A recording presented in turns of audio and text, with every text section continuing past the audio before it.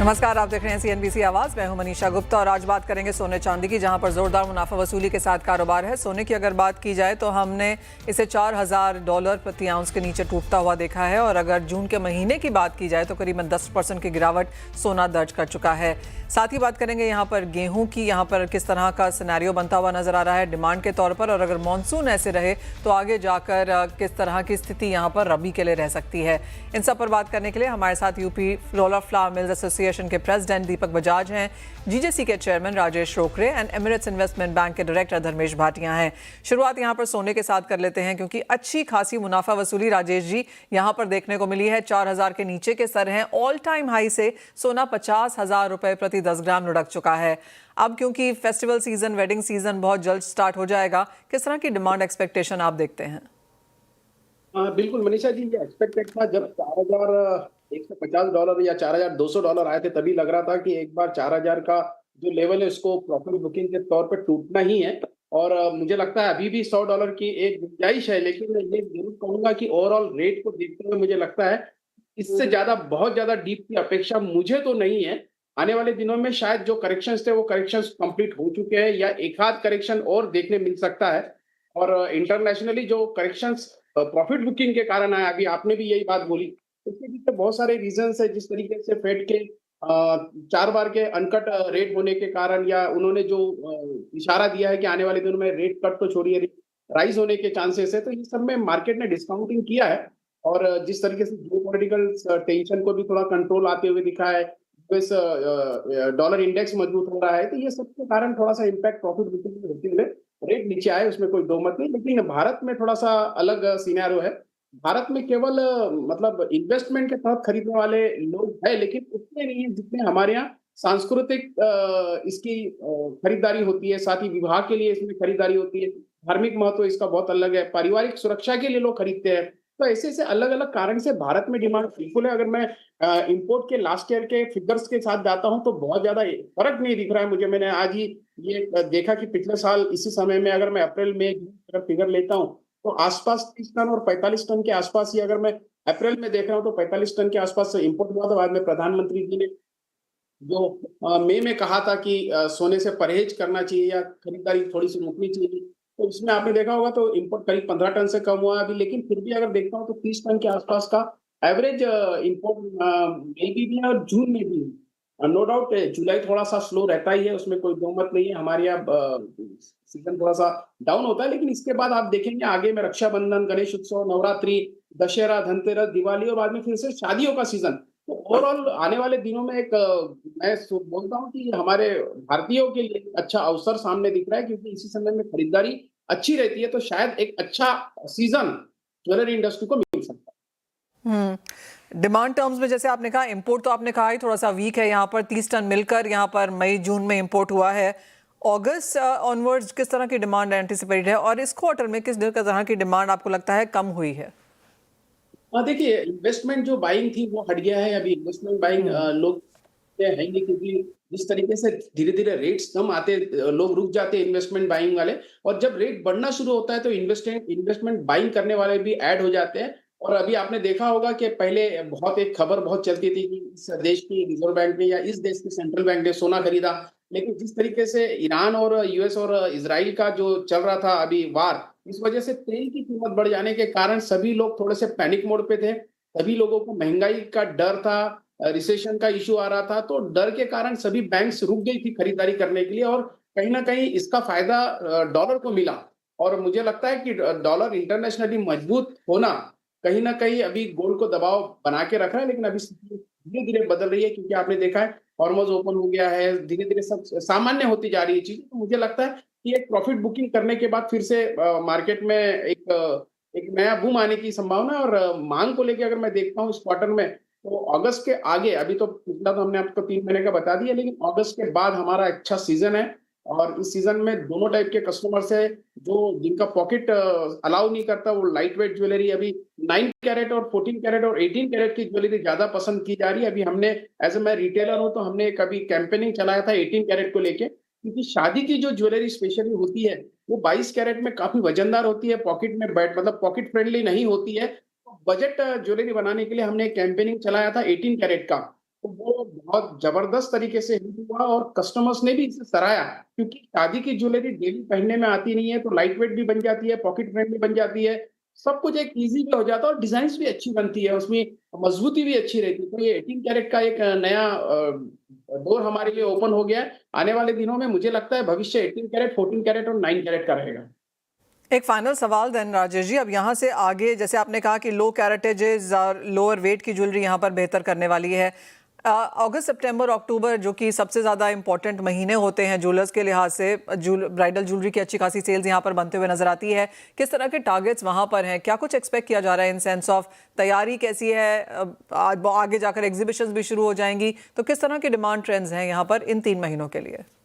बिल्कुल देखिए, अभी हमारा खुद GJC all India gem and jewellery domestic council भी अपना एक शो करता है सितंबर में, और सितंबर शो को एक डिलीवरी शो कहा जाता है, जिसमें आप कवर भी कर चुके हैं। आपने देखा होगा कि रियल बायर उसमें आते हैं और बिल्कुल वो दिवाली से जस्ट पहले, नवरात्र से जस्ट पहले वो शो होता है। तो उस समय की अभी हमारे पास स्टॉल बुकिंग पूरी हो चुकी है, लोगों ने अपने पासेस बना लिए वहां आने के लिए। इसका मतलब यह है कि लोग अभी खरीदारी के मूड में हैं, और जिस तरीके से सोने का भाव नीचे आया है, तो बहुत ज़्यादा इसका फ़ायदा ज्वेलरी इंडस्ट्री को मिलेगा, मुझे ऐसा लगता है।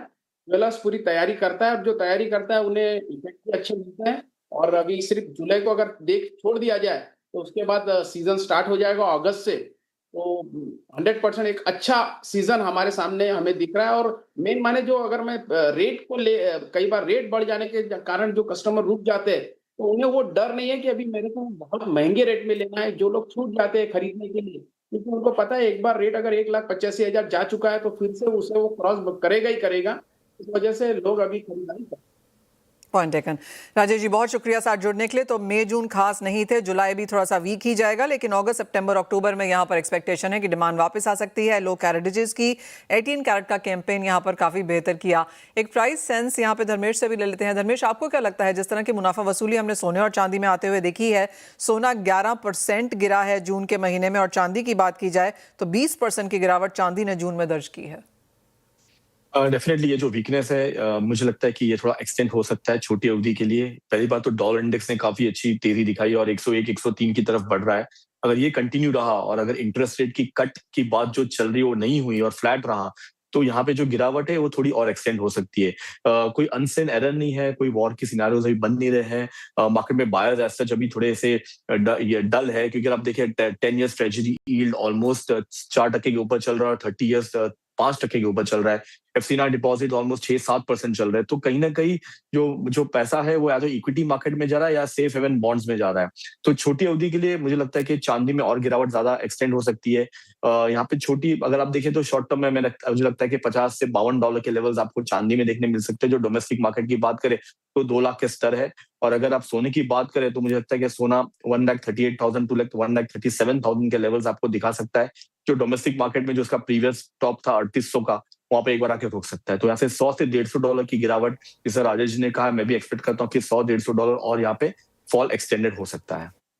ऑलराइट, तो ये सोने चांदी की बात हुई, लेकिन ध्यान अब यहाँ पर गेहूं पे कर लेते हैं। UP roller flour mills association के प्रेसिडेंट दीपक बजाज हमारे साथ हैं। दीपक जी नमस्कार, शुक्रिया साथ जुड़ने के लिए। किस तरह से आप पूरी स्थिति देखते हैं फिलहाल यहाँ पर, क्योंकि ओएमएसएस का इंतजार यहाँ पर बाजार को था, दूसरी तरफ एल निनो का साल है, बाजार को लगता है कि खरीफ ही नहीं रबी पे भी यहाँ पर असर पड़ सकता है। तो पहले तो आपसे ही फुल ऑन यहाँ पर गेहूं के बारे में जानना चाहेंगे, क्या स्थिति है यहाँ पर डिमांड, सप्लाई और प्राइसेस को लेकर? मनीषा जी, जिस तरह से देखने में आ रहा है, एल निनो का प्रभाव अभी तक तो साफ दृष्टिगोचर हो रहा है। आज मैं न्यूज़पेपर पढ़ रहा था दिल्ली में, तो उसमें था कि कल जो है 29 जून को बिजली की खपत ने आज तक के सारे रिकॉर्ड तोड़े। तो 29 जून को ये देख करके थोड़ा आश्चर्य होता है। अगर हम बात करें उत्तर प्रदेश की, देखिए उत्तर प्रदेश खाद्यान्न के मामले में हम लोग बात करें तो लगभग 20% के साथ जो है भारत की जरूरत पूरा करने में नंबर 1 है। गेहूं की बात भी अगर करें तो 31% के आसपास जो है अकेला उत्तर प्रदेश योगदान देता है भारत में। और अभी जो बारिश की सिचुएशन है उत्तर प्रदेश की, अगर हम लोग बात करें तो 37 जिलों में तो बारिश की भारी कमी है। 17 जिलों में सामान्य से बहुत कम बारिश है, और कुछ जिले जैसे कौशाम्बी वगैरह हैं तो वहां तो अभी तक बारिश की एक बूंद भी नहीं पड़ी है। हमें ये देखना होगा कि हमारी धान की जो मेन फसल है, आगे क्या मौसम का रुख रहता है, क्योंकि बुआई अगर लेट होगी तो मौसम पे निश्चित रूप से मौसम का असर फसल पे पड़ेगा। बुआई के समय धान में सबसे ज़्यादा पानी की ज़रूरत होती है। उसके बाद में जैसा कि आपने कहा कि अगर ग्राउंड वाटर नीचे जाता है, तो हमें रबी सीज़न में भी ये देखना पड़ेगा कि किस तरह के हालात रहते हैं, किस तरह की फसल सामने रबी में आएगी, ये समय के साथ जो है हम लोगों को दिखाई देगा। दूसरी तरफ अगर हम बात करें कि भई आज सरकार के पास जो है, ये एक अच्छी बात है कि सरकार के पास इसका पर्याप्त भंडार है और इस साल सरकार को एक रिकॉर्ड जो है प्रोक्योरमेंट भी हुआ है लगभग 35 मिलियन टन का। हालाँकि ये प्रोक्योरमेंट होने में भी 2 चीज़ें हैं, जो फसल का अनुमान सरकार का 120 मिलियन टन का था और हम लोग का जो अनुमान है, जो हम लोग की एजेंसियाँ कह रही हैं, वो 110 मिलियन टन के आसपास कह रही है। लेकिन सरकार का प्रोक्योरमेंट ज़्यादा होने के पीछे 2 रीज़न था। एक तो इस बार प्राइवेट प्लेयर्स ने जो है इसमें कम हाथ डाला है, क्योंकि पिछली साल उन्होंने एक बड़ा नुकसान बुक किया है, तो इसलिए इस बार वो कम थे। दूसरा जो गेहूँ की क्वालिटी खराब हुई, तो कहीं न कहीं किसान भी देखिए कुछ हद तक गेहूँ रखता है अपनी ज़रूरतों को पूरा करने के लिए। आगे शादी है, ब्याह है, तो वो देखता है कि मुझे कब अपने गेहूँ को बेचना है या आगे रेट ठीक होंगे, तब बेचेंगे। लेकिन इस बार क्वालिटी खराब होने से काफ़ी मात्रा में किसानों ने भी जो है सरकार को गेहूँ दिया। प्राइवेट प्लेयर मार्केट में कम थे, तो जो सपोर्ट प्राइस था सरकार का, वो भी किसानों को सूट कर रहा था, क्योंकि मार्केट थमा-थमाता था। तो सरकार का प्रोक्योरमेंट होने का एक कारण ये भी हो सकता है। पश्चिम एशिया का जो आपने बात किया, तो पश्चिम एशिया में युद्ध के कारण निश्चित रूप से अर्थव्यवस्था पे भी व्यापक फ़र्क पड़ा है और कहीं न कहीं फर्टिलाइज़र भी एक चिंता का विषय बना हुआ है। तो यह भी कहीं न कहीं हमारी खरीफ की फसल को प्रभावित करेगा, देखना जी। होगा। हम्म। बस ये जी। जी। दीपक जी, आगे जाकर अब यहाँ पर भाव कैसे रह सकते हैं, क्योंकि अंतर्राष्ट्रीय बाजारों में तो गेहूं के भाव में लगातार गिरावट देखने को मिली है। इंडिया का एक्सपोर्ट भी कुछ बहुत ज़्यादा खास नहीं हुआ है। आगे जाकर भारत की डिमांड, जो कि हमने एक स्टैग्नेंट या थोड़ी सी कमज़ोर होती हुई देखी है, उसे कैसे रीड करेंगे और भावों को लेकर अब क्या सेंस है? देखिए मनीषा जी, अगर हम बात करें इंडिया की, तो निश्चित रूप से आगे बाजार ठीक रहने वाला है। अगर ओके। सरकार की दखल-अंदाज़ी अगर इसमें नहीं होगी, तो हम लोग को तो गेहूँ का भविष्य बहुत अच्छा लग रहा है, क्योंकि सरकार के पास भी जो मौका है, आज सरकार के पास बफर स्टॉक है, तो आगे की सिचुएशन को देखते हुए सरकार कब मार्केट में गेहूँ को निकालना चाहेगी, ये देखने की बात है। अगर हम अपने देश की बात करें, तो 80 करोड़ लोगों को सरकार जो है फ्री में राशन दे रही है और उसके बाद जो मिडिल क्लास फैमिली है, अगर 20 रुपए में वो पानी की बोतल खरीद सकती है और आज अगर 2585 रुपए अगर सरकार का समर्थन मूल्य है और आज दिल्ली में 2750 का भाव अगर है, तो मुझे लगता है कि 30 रुपए तक जब गेहूँ जाता है, तब तक तो सरकार को इसमें इंटरफियर नहीं करना चाहिए। क्योंकि ये एक आदर्श स्थिति होती है, जो आदमी गेहूँ रखता है, उसकी कैरिंग कॉस्ट भी होती है, ब्याज भाड़ा सब कुछ लेकर के, तो वहाँ तक गेहूँ को महँगा नहीं समझना चाहिए और ये 30 रुपया इस साल अचीव कर सकता है, बशर्ते सरकार समय से पहले जो है इसमें दखल-अंदाज़ी नहीं करे। रही बात एक्सपोर्ट की, तो एक्सपोर्ट में निश्चित रूप से आज पैरिटी नहीं है, लेकिन एल नीनो का प्रभाव पूरे विश्व में क्या पड़ता है? हो सकता है कि आने वाले सितंबर-अक्टूबर में हम लोग ये देखें कि शायद हमें एक्सपोर्ट में भी जो है कहीं न कहीं पार्टी आ गई हो और एक्सपोर्ट भी होता हुआ हम लोग गेहूँ का देखें। Point taken. दीपक बजाज जी, बहुत शुक्रिया साथ जुड़ने के लिए, और बहुत बेहतरीन वो कॉन्वर्सेशन आपने हमारे साथ यहाँ पर की है। और जैसे आपने कहा कि तेजी रह सकती है भावों में अगर सरकार की तरफ से यहाँ पर कोई बीच में यहाँ पर उन इंटरफेरेंस नहीं आती है, तो 30 रुपए किलो तक भी यहाँ पर गेहूं जाते हुए नजर आ सकती है। बहुत शुक्रिया आपके समय का आज। वेल, आगे बढ़ते हैं और कच्चा तेल आपकी स्क्रीन पर लेके आएंगे, क्योंकि अगर जून के महीने की बात की जाए तो इसी महीने में 20% से गिरावट हमने यहाँ पर आते हुए देखी है। धर्मेश, 72 के आसपास के लेवल्स, कतार की जो दोहा की मीटिंग है वो ऑफकोर्स बाजार उस पर ध्यान देगी, लेकिन अब यहाँ से क्या सेंस है? देखिए, जो छोटी अवधि के लिए जिस तरह का जो वॉर का प्रीमियम था और जो सप्लाई प्रीमियम था, वो ऑलमोस्ट निल हो चुका है। जहां से शुरुआत हुई थी $60-65, मेरे हिसाब से फिर से मार्केट वही लेवल पे आ जाएगा और स्टेबल हो जाएगा, जो इंडिया के लिए, स्पेशली अंडर डेवलपिंग और डेवलपिंग कंट्री के लिए काफी फायदे का सौदा रहेगा। और अब यही दर्शाता है रुपए के ऊपर भी, देखो रुपया 97 से ऑलमोस्ट 94 के आंकड़े पे आ चुका है। तो शॉर्ट टर्म में मुझे लगता है ब्रेंट $2 और यहाँ से लुढ़क सकता है, जो यहाँ से एटलीस्ट 100 से 150 रुपए की गिरावट आपको करंट लेवल से देखने मिल सकती है। और अगर आप WTI की बात करें, तो मुझे लगता है कि अराउंड 66-65 के लेवल्स आपको शीघ्र ही देखने मिलेंगे। जो अच्छी बात है, जून जुलाई जो यूजुअली हरिकेन सीजन होता है, बट सप्लाई का कोई कंस्ट्रेंट है नहीं, मार्केट में अच्छी खासी सप्लाई हो रही है। तो डोमेस्टिक मार्केट में अराउंड 6400 से 6300 के स्तर आपको देखने मिल सकते हैं। साथ ही साथ मेटल्स पे किस तरह से देखेंगे आप, क्योंकि कुछ मुनाफा वसूली के बाद खरीदारी देखने को मिली है। जून का महीना ऑफ कोर्स सारी मेटल्स के लिए खराब है। एल्यूमिनियम में 17% की गिरावट, कॉपर 6.5% नीचे, जिंक में 6% की गिरावट। तो जून का महीना तो बेसिकली कमोडिटीज के लिए काफी नेगेटिव रहा। जुलाई में अब मेटल्स में क्या एक्सपेक्टेशन? देखिए, ये जो फॉल है, मैं एक्सपेक्ट करता हूँ कि यहाँ से और एक्सटेंड हो सकती है। स्पेशली अगर आप किंग कॉपर की बात करें तो देखिए ऑलमोस्ट 1400 से लुढ़क के 1250 के लेवल्स पे आ चुका है। जिस तरह डॉलर इंडेक्स की तेजी आ रही है और सप्लाई मार्केट में भी अवेलेबल है, तो प्राइस में और कटौती होने की गुंजाइश है, जो स्पेशली अगेन काफी मार्केट के लिए अच्छा है। इन्फ्लेशन के लिए भी अच्छा है कि इन्फ्लेशन डिप डाउन हो जाएगा शार्पली। कंस्ट्रक्शन के लिए भी अच्छा है। तो यहाँ पे मुझे लगता है कि 1225 से 1200 के स्तर आपको शीघ्र ही देखने मिलेंगे। अगर आप देखिए इसकी चाल 6 महीने पहले ये 1100 1150 के लेवल पे था और वहां से इसने तेजी दिखाई थी। तो मेरे छोटी अवधि के लिए अराउंड 1210 तक के लेवल्स आपको देखने मिल सकते हैं। मैं सलाह दूंगा आप 1250 के लेवल पे बिकवाली करके चल सकते हैं। 1275 का स्टॉप लॉस और 1200 तक के टारगेट के लिए आप कॉपर में बिकवाली करिए। दूसरी मेरी टॉप पिक जिंक में रहेगी। 360 के लेवल पे आप बिकवाली करें, 370 का स्टॉप लॉस और 330 के टारगेट के लिए आप यहाँ पे अपनी पोजीशन बिल्डअप कर सकते हैं। प्लस अगर रुपया यहाँ पे फ्लैट रहा तो ये जो फॉल है वो ज्यादा एक्सटेंड हो सकता है। ऑलराइट, तो कुछ मुनाफा वसूली यहाँ पर मेटल्स में देखने को मिल सकती है। कॉपर और जिंक के टारगेट्स वहाँ पर धर्मेश ने आपके साथ शेयर किए ही हैं। धर्मेश, इसी के साथ आपसे भी विदा लेना चाहेंगे। बहुत शुक्रिया साथ जोड़ने के लिए, तमाम स्ट्रैटेजीज भी शेयर करने के लिए। एक ब्रेक का समय है, ब्रेक के बाद लेकर आएंगे बॉन्ड स्ट्रीट।